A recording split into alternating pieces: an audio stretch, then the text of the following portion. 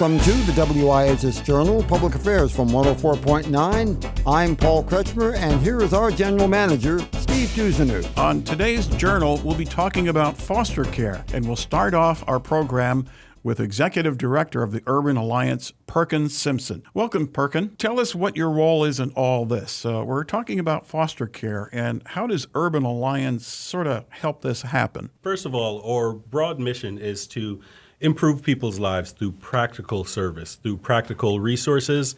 And the way that Urban Alliance does it, we work with our church partners, over 130 church partners that have outreach programs. We also work with schools and other community allies that help us accomplish the task. So how we do it, we strengthen organizations, we connect our partner programs to support.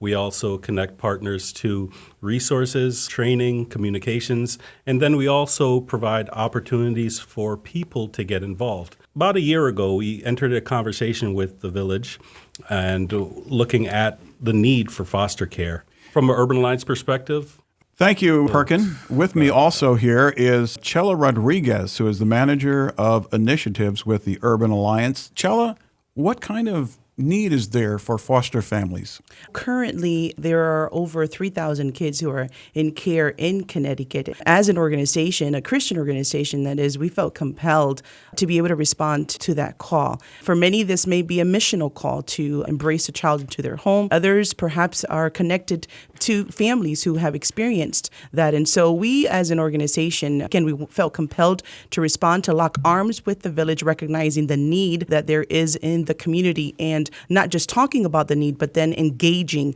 in the action to be able to, once again, take advantage of where we are positioned and recognize that we have a voice within the faith community. How big a need is there for foster families? Well, there is a great need. Currently, there are kids, as I mentioned earlier, there are about 3,000 kids who are in care right now. That's 3,000 too many. Every child deserves to be in a home. Every child deserves to be able to sit at a table and eat dinner with a family. And if 3,000 kids in our state don't have that, we need to do something about that. And so we are. Where are they before they get connected with a foster family? Well, some of them are in institutions. Some of them are in care outside of a home.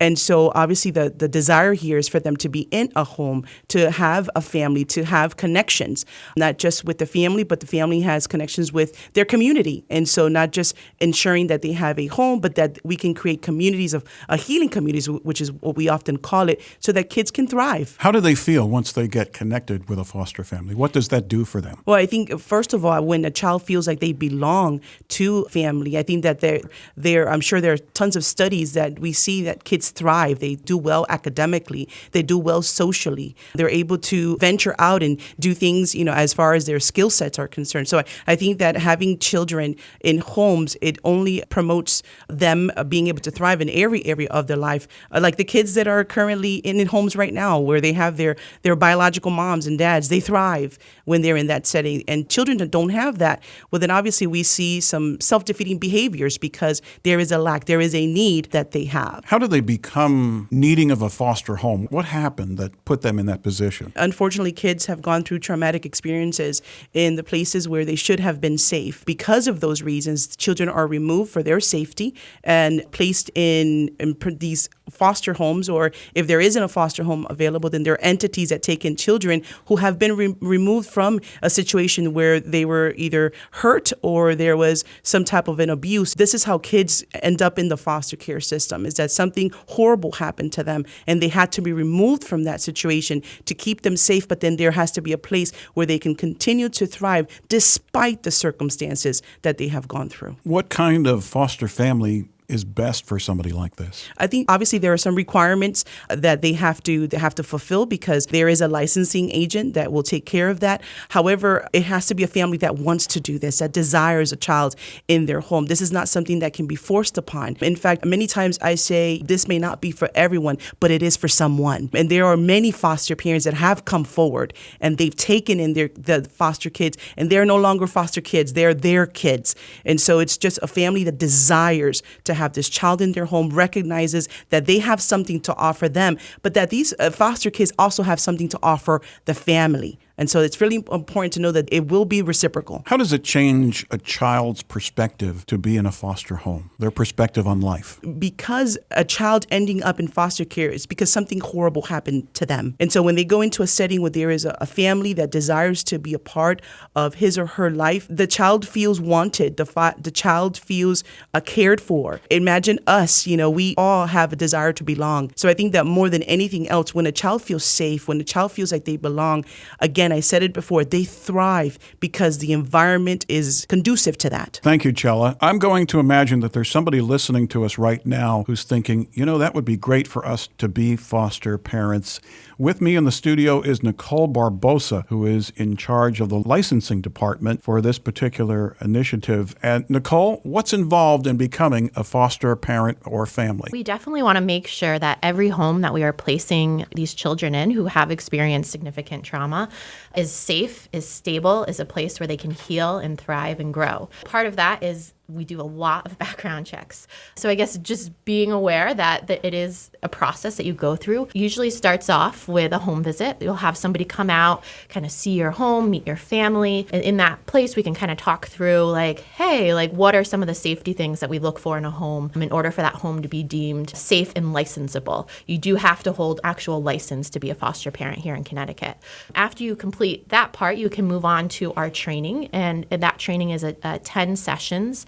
And in that, you get to know more about what foster care is. What is it like to be working with the state, with all these different providers? What are some of the reasons that children come into foster care? I know Chella mentioned some of them, but specifically, if a child has experienced this type of abuse, this type of neglect, what might they be exhibiting in your home? And this training, it doesn't cover everything, but we try to give enough that people feel confident and feel prepared going into this. After this piece, we do background checks, we do interviews with everyone that lives in the home, and then you kind of get that licensing piece, which is then when we go on to matching, which again is something that we talk about with each family. We want to make sure that not only are you just opening a bed for a child, you are getting matched with a child who will thrive, who will do well in your home. That piece, we definitely want to make sure that we are working with families to make sure that finding children that will be doing well. A child is placed in foster care. What happens next? How long does a child stay in that foster care situation? It can vary pretty significantly. The ultimate goal of foster care, though, is for children to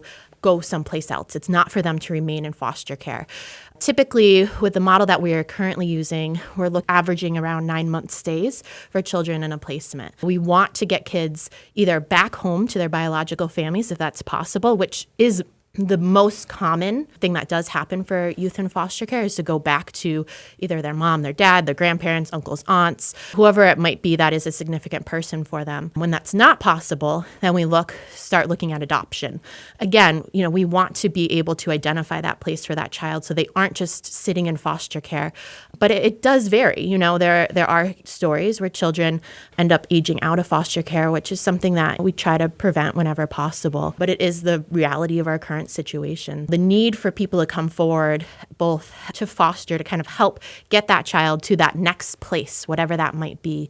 We really want to help make that happen. Thank you, Nicole. Perkin, I'm going to throw it to you. Somebody says, gee, that sounds really interesting, but I have no idea how to do this. What can you offer? What we have to offer is first we have the contact information. So with Chella being the manager of this process for UA, get in contact with Chella. We urge you to. So if you're interested, touch base with her first. In terms of the other needs, just know that there are support set up. So not only do we want to find interested individuals, but we also want them to have the assurance that once they do raise their hand, that there is a system set up to support them, not only throughout the engagement process initially and the licensing process, but also after a child comes into their home, training, support cohorts, and so forth. Chella would be the first contact if someone is interested and also has many years of experience in this arena. Feel comfortable knowing her expertise, her heart, also providing questions that you may have for her as well. Thank you for joining us on the WIHS Journal. I'm Steve Tusanen. Steve Tusaner's guests today were Perkin Simpson, the Executive Director of Urban Alliance, and Rosa Celia Rodriguez, the Manager of Initiatives. For further information, call us at 860-346-1049. I'm Paul Kretschmer for the WIHS Journal, Public Affairs from 104.9 WIHS.